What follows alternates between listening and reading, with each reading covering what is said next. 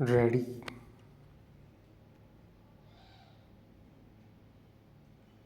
Start. महोदय, पर्यावरण से तात्पर्य किसी एक व्यक्ति के परिवेश से नहीं, वरन व्यक्ति के, समाज के, राष्ट्र के और इस सारी पृथ्वी के ही परिवेश से है, जिसका प्रभाव व्यक्ति, समाज, राष्ट्र और सारे विश्व पर पड़ता है। पर्यावरण से तात्पर्य पेड़ पौधों, नदी, पहाड़ या किसी तंत्र विशेष से नहीं, वरन उस समग्र वास्तविकता से है जिस पर मानव मात्र का अस्तित्व और उसका संपूर्ण आध्यात्मिक एवं भौतिक विकास निर्भर है।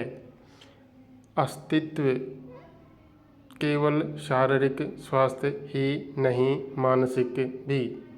स्वस्थ शरीर में स्वस्थ मन ही अच्छे स्वास्थ्य की परिभाषा है।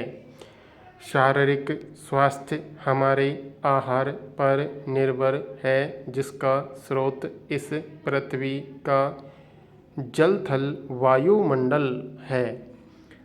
मानसिक स्वास्थ्य भी प्रकारांतर से इन्हीं पर निर्भर है, क्योंकि जैसा खाए अन्न वैसा बने मन। स्वस्थ जीवन पर सबसे अधिक प्रभाव हमारे चिंतन का, हमारी परंपराओं का और उन सब परिस्थितियों का पड़ता है जो हमारे ऊपर आरोपित हैं या की गई हैं या की जा रही हैं। इसलिए पर्यावरण या परिवेश में जल, थल, वायु ही नहीं, बल्कि वे सारे घटक महत्वपूर्ण हैं जिनका कुछ भी प्रभाव हमारे जीवन पर, हमारी क्रियाशीलता पर पड़ता है, जैसे हमारे विचार, हमारे आचरण और हमारी परंपराएं एवं संस्कृति आदि। सदा से मानव की आकांक्षा उन्नति और विकास की रही है। जगत का अर्थ ही है गतिमान, और गति दोनों ओर संभव है, उन्नति की ओर भी और अवनति की ओर भी।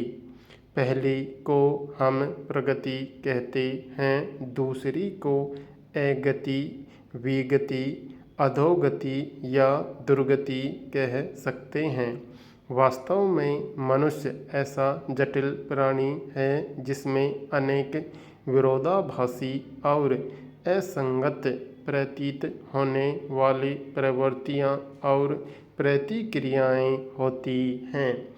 वह कानून और व्यवस्था की मांग करता है, किंतु चलचित्र, दूरदर्शन आदि में स्वतः भड़की हिंसा या खेलों में युक्तिपूर्वक की गई हिंसा अथवा अनीति से मंत्रमुग्ध भी हो जाता है। मनुष्य अपनी ही जाति या वर्ग के व्यक्तियों के प्रति प्राय बहुत अधिक प्रतिद्वंद्वी होता है, किंतु कोई बाहरी खतरा उपस्थित होने पर उनके प्रति हद से ज़्यादा सहयोगी बन जाता है। वह सड़कों पर या युद्धों में सामूहिक विनाश के प्रति उदासीन रहता है, किंतु किसी खान में फंसे हुए एक व्यक्ति या किसी कुएं में गिरे हुए एक बालक की रक्षा करने के लिए ढेरों साधन जुटा लेता है। कुछ विद्वान कहते हैं कि मनुष्य बंदर की संतान हो या न हो, किंतु उसमें खालिस बंदर की द्वैध प्रकृति प्राय ही होती है। उसमें शाकाहारी बंदरों की भांति वृक्षों में उछल कूद करने की प्रवृत्ति तो होती ही है, साथ ही ऐसे बंदरों का स्वाभाविक जिज्ञासा भी होती है जो अत्यंत संगठित गिरोहों में रहते हैं और भांति भांति का मांस खाने में मजा लेते हैं। मनुष्य की ऐसी परस्पर विरोधी इच्छा आकांक्षाओं से निपटना असंभव होता है, फिर भी किसी प्रकार का संतुलित मध्यम मार्ग अपनाना अनिवार्य होता है। यही बुद्धिमानी का रास्ता है। विद्वानों ने मानव की मूलभूत आवश्यकताओं को 5 स्तरों में रखा है।